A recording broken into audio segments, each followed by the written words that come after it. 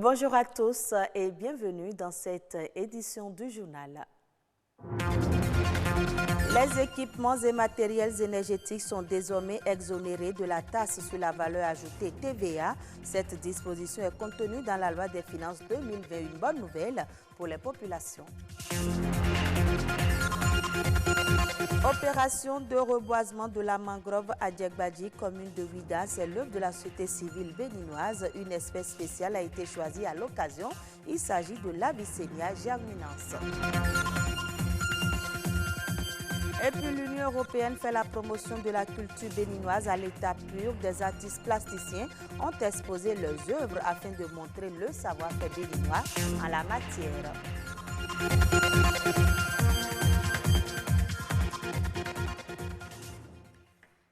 Merci de votre fidélité. Le mix énergétique sera une réalité dans les jours à venir au Bénin. Une mesure d'allègement du coût des équipements solaires figure dans la loi de finances 2020. Quels sont les impacts de cette disposition pour les ménages et le Bénin tout entier? Omola Desani et Julius Setondi pour plus de précisions.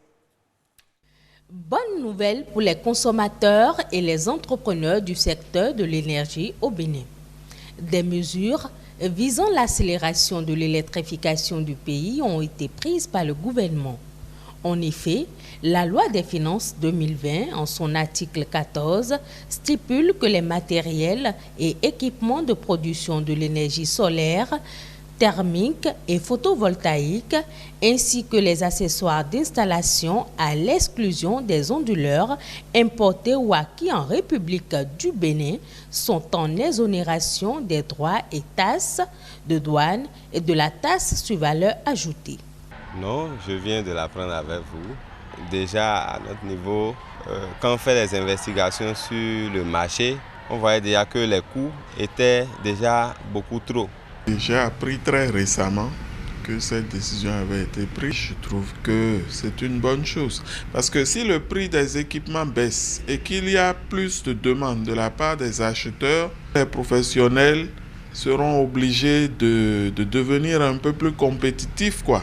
Si la nouvelle réjouit les consommateurs, elle est encore plus appréciée du côté des entrepreneurs qui verront leur chiffre d'affaires grimper.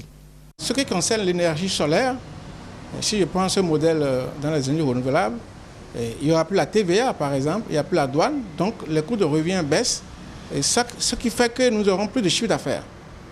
Ceux qui ont vendu avant à 100 unités, on va le vendre aujourd'hui autour de 110 unités.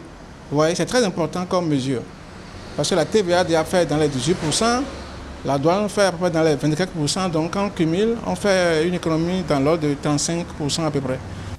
La mesure, déjà en vogue dans les pays sahéliens depuis plusieurs années, va booster la construction de centrales et faire du Bénin un pays compétitif en matière d'investissement en énergie. Aujourd'hui, nous avons déjà l'avantage de la position stratégique et avec cette mesure exceptionnelle que le gouvernement a créée, nous allons doper les investissements de portance des projets. Nous allons construire des centrales, nous allons construire beaucoup de projets pour générer l'électricité, aider les populations et satisfaire les objectifs stratégiques du gouvernement en matière énergétique. Cette disposition d'allègement fiscal au profit des ménages et des entreprises va non seulement faire accroître les acquisitions en matériel solaire, mais aussi stimuler le mix énergétique. Elle va aussi favoriser l'accès des populations des milieux isolés à l'énergie électrique de qualité. Je l'annonçais dans les titres, les mangroves font partie de la biodiversité, très utile des zones humides pour le sauvegarde. Certaines organisations de la société civile ont procédé au reboisement de la zone humide de Djegbadji, un reboisement en mangrove d'une espèce particulière. Il s'agit de l'Avicennia germinans. Suivez plutôt. Ici, nous sommes en face de l'espèce Avicennia germinans. C'est l'une des espèces phares de mangrove Et c'est une espèce indicatrice de salinité dans un milieu. Quand vous voyez ça dans la mangrove, vous pouvez être sûr que la salinité est élevée à ce niveau. Et c'est ça qui guide même les femmes quand elles veulent faire le sel. C'est dans ces milieux-là que ces femmes identifient ces arbres et c'est là qu'elles raclent le sol pour pouvoir faire le sel. Donc c'est une espèce très importante pour les populations. Elles aiment ça. Et quand vous voulez faire un reboisement à succès, il faut forcément associer cette espèce-là. Et ne pas faire que l'autre espèce qui est le Rhizophora racemosa qui est facile à planter. Ici, nous avons fait la pépinière où on a récolté les graines, on les a mis dans des sachets et il y a eu un suivi. Déjà, nous avons 4 feuilles. Là, ça veut dire que c'est prêt. On peut aller remettre ça, on peut aller faire le reboisement avec. On essaye de recréer l'écosystème qu'il y avait pour que de façon durable nous puissions nous projeter dans le développement. Je crois que c'est dès le bas âge qu'il faut reformater le citoyen de demain qui va comprendre que les zones humides ne constituent pas un dépotoir mais une richesse qu'il faut protéger et préserver. Je crois que les enfants sont les mieux placés pour prendre cet héritage-là. Nous sommes les défenseurs de la mangrove. Parlons maintenant culture. La plastique des Béninois interviennent dans le domaine. Longtemps méconnu de la population, les plasticiens du pays mettent sur la place publique leurs œuvres grâce au soutien de l'Union européenne. Il s'agit d'une exposition d'art à l'allure d'une rencontre internationale. Calvador Arwanou, Stanislas Limpon nous en disent davantage. En exposition, des œuvres d'art de Kalis Dakbogan et de Yves Midaron. Ces deux Béninois font parler de leur talent artistique. Impossible de résister au charme des œuvres exposées ici. J'ai exposé 17 œuvres. L'œuvre la plus chère coûte 450 000. La moins chère coûte 150 000.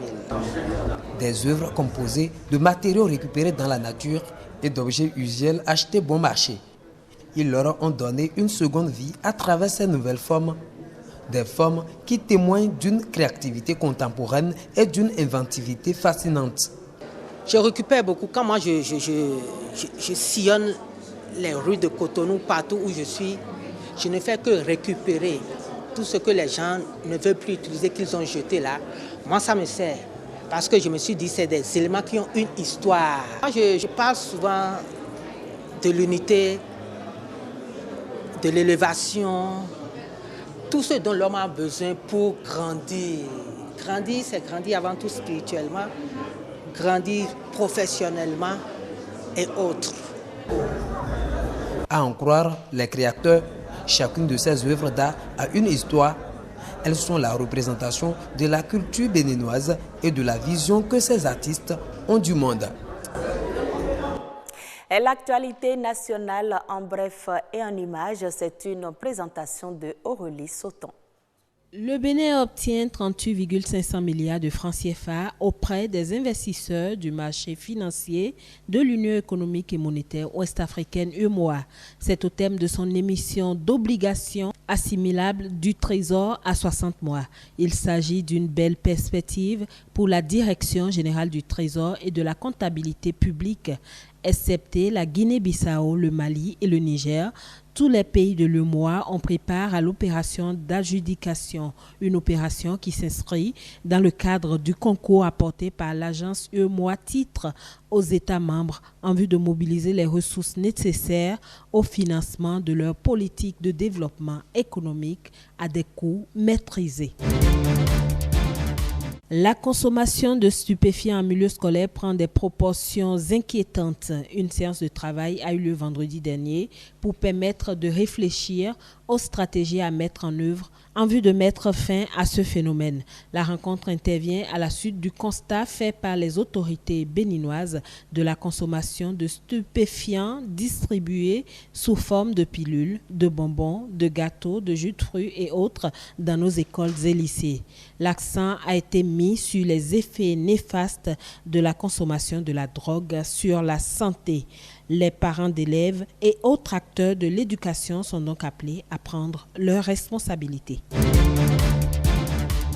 Le grand marché à bétail de Zé prend corps.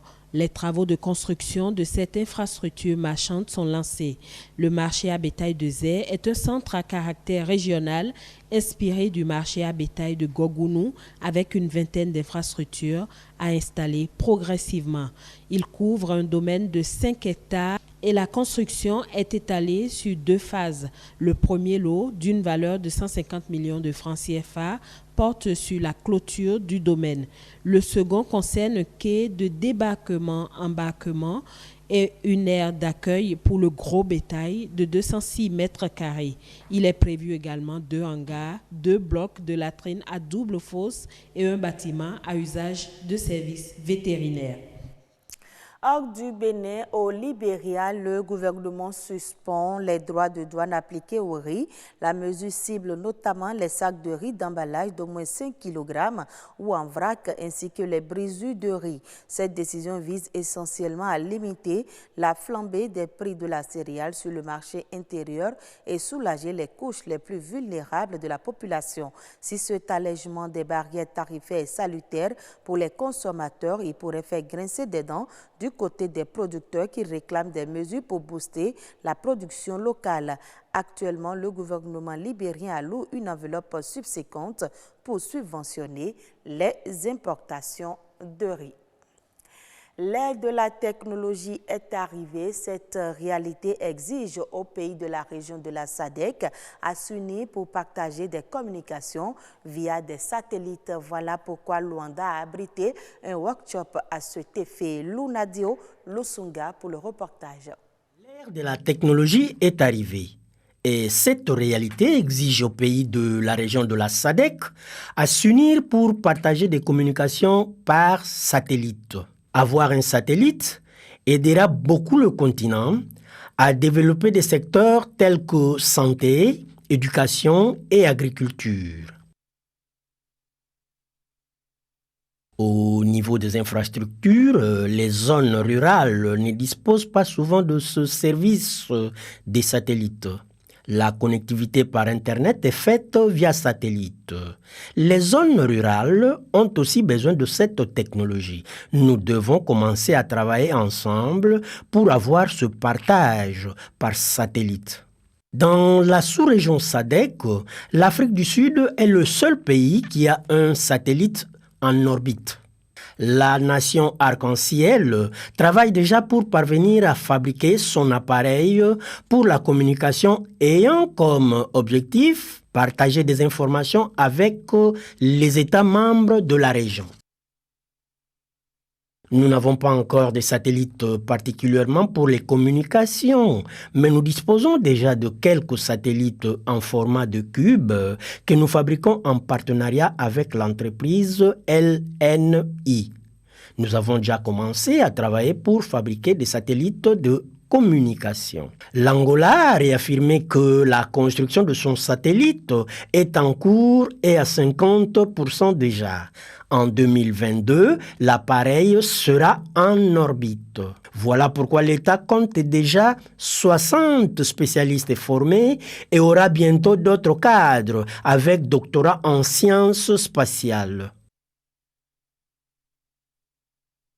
Des experts angolais sont actuellement en formation à Toulouse, en France, et en Russie pour obtenir des masters et doctorats en sciences spatiales. Cela prouve l'importance que le gouvernement angolais accorde au programme spatial national. Nous voulons que ce même programme soit complet de manière à bénéficier à tous les pays de notre région. La formation sur les applications satellitaires et la structure de partage de l'Union internationale des télécommunications s'appuie sur tous les pays de la SADC dans la recherche des solutions qui aideront le continent à se développer dans différents secteurs. Je vous retrouve à 19h45 pour d'autres informations. Merci à vous de nous avoir suivis.